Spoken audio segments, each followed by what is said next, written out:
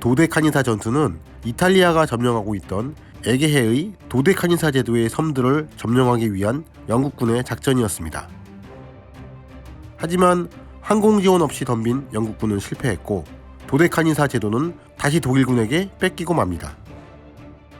연합군은 전투 기간 동안 영국군 5천여 명이 죽거나 포로가 되었고 항공기 100여 대와 구축함 6척, 순양함 1척을 잃었으며 많은 함정이 대파되는 큰 피해를 입었습니다. 이 전투는 2차 대전 중 영국군이 마지막으로 대패한 전투로 이 작전을 기획한 처칠은 제2의 갈리폴리를 만들었다는 비난을 받기도 했습니다.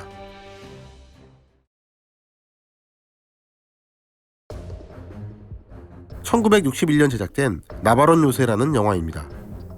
당시의 꽃미남 배우 그레고리 팻과 데이비드 니븐, 앤서니 퀸 등의 명배우가 주연한 영화입니다. 난공불락의 독일군 요새를 파괴하려는 연합군 특공대의 활약상을 그린 영화인데요. 이 영화에 영감을 준 전투가 바로 도데카니사 전투입니다.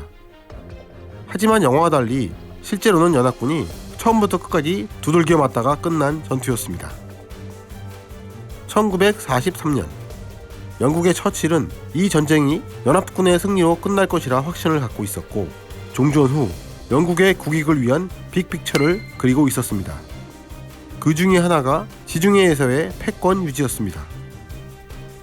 이에 따라 처칠은 다음과 같은 이유로 그리스의 도데카니사 제도 침공 작전을 기획합니다.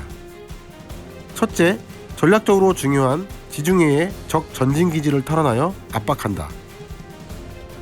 둘째, 지중해 근처에 있는 중립국 터키의 참전에 압력을 가한다. 셋째, 그리스 본토를 공략해 전쟁 후 지중해에서 영국의 영향력을 키우고 소련을 견제한다. 처칠 개인적으로는 1차 대전 때 자신이 벌인 갈리폴리에서의 대삽질을 만회할 기회이기도 했습니다. 한편 이 작전에는 3개의 보병사단, 1개 기갑여단이 동원되었는데요. 가장 큰 걱정은 동원할 수 있는 연합군의 항공 전력이 턱없이 부족하다는 것이었습니다. 도데카니사 제도 침공 작전이 지중해 지역 작전에 크게 중요하지 않은 작전이며 오히려 처칠의 전후 영국의 이익을 위한 작전이란 걸 알고 있던 미국은 이들의 항공 엄호에 적극적이지 않았습니다. 하지만 상대적으로 이 근처의 독일군은 강력한 공군력을 보유하고 있었습니다. 1943년 9월 8일 이탈리아가 항복하자 도데카니사 제도에 주둔했던 대부분의 이탈리아군은 연합군에 흡수되거나 고향에 돌아갈 것으로 기대했습니다. 섬들에 주둔했던 이탈리아군이 하나둘 항복하며 연합군들이 무혈 입성을 할 조짐이 보이자 독일군은 어제의 동지였던 이탈리아군을 공격해 섬들을 점령합니다. 가장 크고 중요한 섬인 로도스 섬에선 4만 명의 이탈리아군 소비병력이 7,500명의 독일군에게 맥없이 항복합니다. 로도스 섬을 빼앗기며 작전에 차질이 생기자 처칠은 주변의 다른 섬들을 먼저 공략한 후 로도스 섬을 탈환하기로 마음먹습니다. 1943년 9월 10일부터 영국 해군과 그리스 해군의 지원하에 영국 해군 특수부대인 SBS를 포함한 다양한 병력들이 주변의 섬들을 공격하기 시작했습니다. 독일군 역시 즉각 반격하여 주변의 크고 작은 섬들을 공격하기 시작했습니다.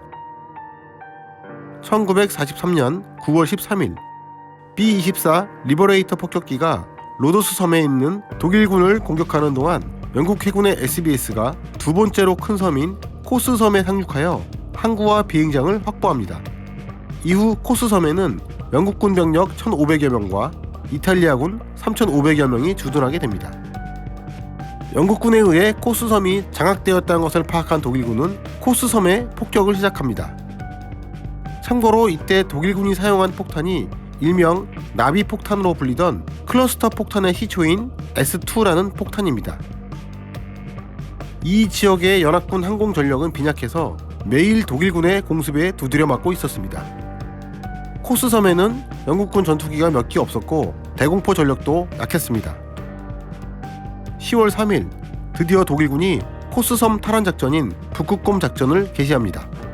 이 탈환 작전에는 7척의 수송선과 각종 상륙정, 구축함뿐 아니라 정예 병력인 브란덴부르크 사단의 강습대대와 낙하산대대도 있었습니다.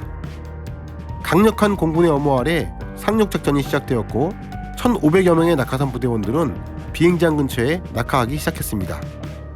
코스 섬의 영국군은 용감하게 저항했지만 결국 완전히 포위되어 이탈리아군과 함께 하루 만에 항복하게 됩니다. 배신한 이탈리아군 장교는 처형하라는 히틀러의 명령에 따라 이탈리아군 사령관 펠리체 레지오 대령과 100여 명의 장교가 처형당하는 전쟁 범죄가 일어나기도 했습니다. 결국 코스섬을 뺏기고 제공권까지 잃자 연합군 해군은 아무것도 할 수 없었습니다. 오히려 보급을 위해 접근하다가 기뢰에 걸려 영국 구축함 하워스와 이클립스가 침몰하고 그리스 구축함 아드리아스는 함수가 날아가 버리는 큰 피해를 입습니다. 한편 영국군이 점령하고 있던 레로스 섬도 위태로워지기 시작했습니다. 이곳엔 영국군 병력 4,500여 명과 이탈리아군 병력 8,000여 명이 주둔했는데 각종 해안포가 배치되어 있었고 이탈리아 해군의 기지도 있었습니다. 이 지역의 제공권을 장악한 독일군군의 수투카들은 무자비하게 레로스 섬을 두들기기 시작했고 연합군은 많은 사상자를 내는 것도 모자라 영국 구축함 인트레피드와 그리스 구축함 바실리사 올가, 이탈리아군 구축함 유로가 침몰합니다. 또 얼마 후에는 영국 구축함 팬더와 방공순양함 칼라일도 대파됩니다. 결국 11월 12일 레로스 섬 탈환 작전인 레오파드 작전이 시작되고 독일군의 상륙정들이 돌격합니다. 수많은 이탈리아군의 해안포대들은 거의 적에게 피해를 주지 못했고 거기다 독일군 낙하산 병력까지 합세합니다. 치열하게 저항하였지만 큰 피해를 입고 영국군은 11월 16일 항복합니다. 이후 독일군은 파죽지세로 근처의 작은 섬들까지 모두 점령하며 전쟁이 끝날 때까지 유지합니다. 처칠이 빅픽처를 그리며 추진했던 야심찬 작전은 또 한 번 이렇게 치욕적인 패배로 끝납니다. 물론 전투 초반 연합군의 구축함들과 폭격기들도 독일군 수송선들과 함정들을 격침시키는 전과가 있었지만 오히려 수송선에 타고 있던 수천 명의 이탈리아군 포로들만 수장됩니다. 거기다 많은 유태인들도 이 작전의 희생자들이었습니다. 기존의 이탈리아군의 점령하에선 비교적 안전하게 살던 많은 유태인들이 독일군들이 섬들을 점령하며 모두 수용소로 끌려가게 됩니다. 게슈타포에 의해 끌려간 1,700여 명의 로도스 섬의 유태인들은 160여 명만이 살아남았습니다. 아름다운 지중해의 도데카니사 제도에서 벌어진 이 전투는 독일군의 마지막 승리이자 영국군의 마지막 대패였습니다.